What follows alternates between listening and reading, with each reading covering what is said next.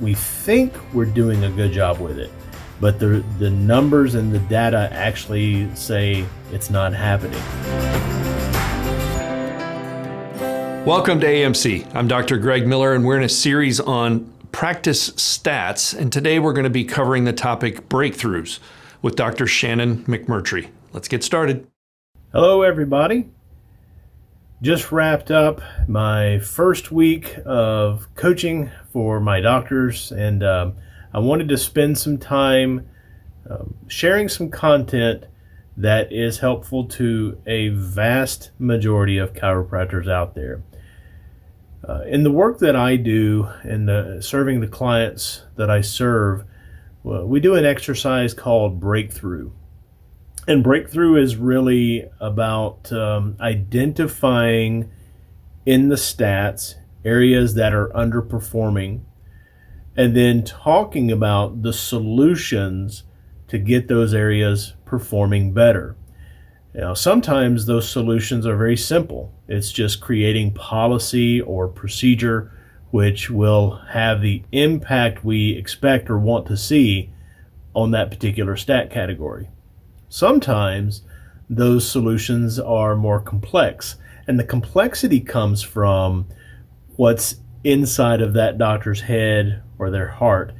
Sometimes we have to deal with and break through issues of doubt or fear, disorganization, sometimes even inadequacies and self-image problems.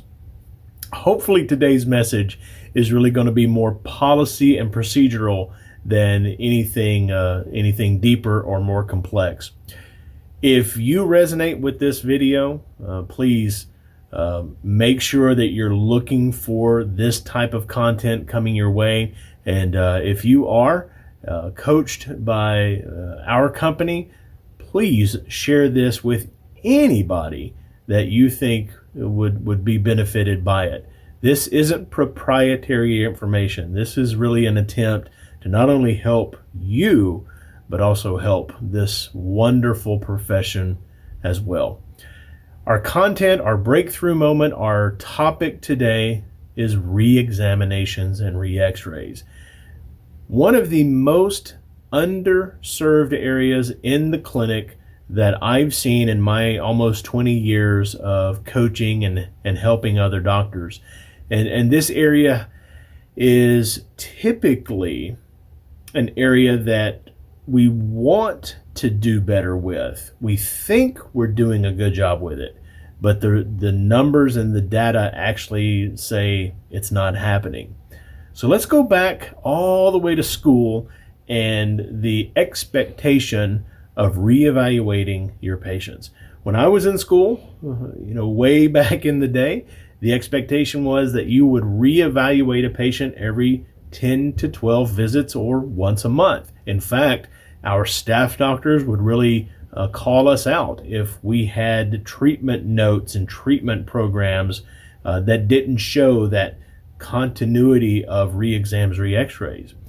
That is the expectation in the profession too. Now, state boards don't dictate that in their rules and guidelines of behavior, but trust me, if you have to go to a court of law and defend yourself and the treatment on a particular patient, that opposing attorney will hammer you if you do not show and document reevaluation processes. It's part of our standard of care, but it slips through the cracks, doesn't it? Because we don't have somebody constantly over our shoulder, like a staff doctor, saying, you missed it, you're not doing it there, you have to get that updated.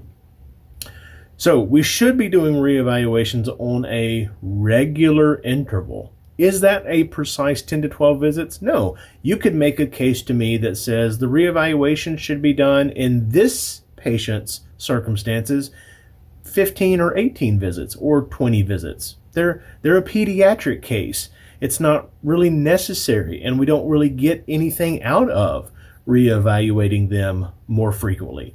You could also make a case that 10 to 12 is not nearly enough. You have a personal injury case or a workers' comp case that's very complex, there's a lot of damage and issue and things that we're trying to work through, you could absolutely, as a clinician, make a case that this should be reevaluated every 6 to 8 visits or every 6 to 8 treatments into that clinic. So that 10 to 12 is a rule of thumb. It is a guideline. You don't have to necessarily look at your stats and look at your numbers and say, I have to hit it every 10 to 12 visits. But with that being said, let's be honest with each other. There should be some rhyme or reason to it. Based on your patient demographics, based on the types of complexity that come to your front door, you need to be able to make sense of your re-exams and re-x-rays. You should have a stat category that documents re-exams, re-x-rays, or re-diagnostic procedures. Let me phrase it that way.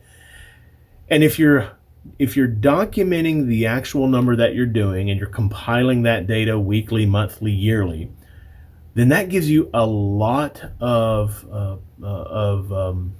information and a lot of authority to know if you are on your expectations or if you're not. Now, if you are one of those people that say, I adhere to that guideline like clockwork, that is really important to me, and it's one of the things that I pride myself in doing. Well, if you're keeping that record, and we know your new patients and we know your patient visits in that timeline, it's very easy to figure and decipher if you're on the standard you've set for yourself. So what we do is we look at your PVA, the number of patient visits divided by the new patients over a time period, 6 months, a year, whatever. That gives you the number of visits that a patient will average in your office before they disappear. In my company, that average is very commonly around 40. So if I have a doctor I'm working with and they have that 12 visit expectation, and they're on average in a relationship with the patient for 40 visits, we know for a fact that this doctor should be showing 3 re-examination services for every new patient in the clinic over that time period. Okay? The new patient is sticking around for 40 visits. This doctor is getting a reeval done or expects to reevaluate every 12 visits. There are 3 sets of 12 within a 40 visit arrangement or relationship. See, very easy to calculate. So now we go back to that doctor's stats and say, okay, you had 200 new patients this year. You saw those patients for about 40 visits on average.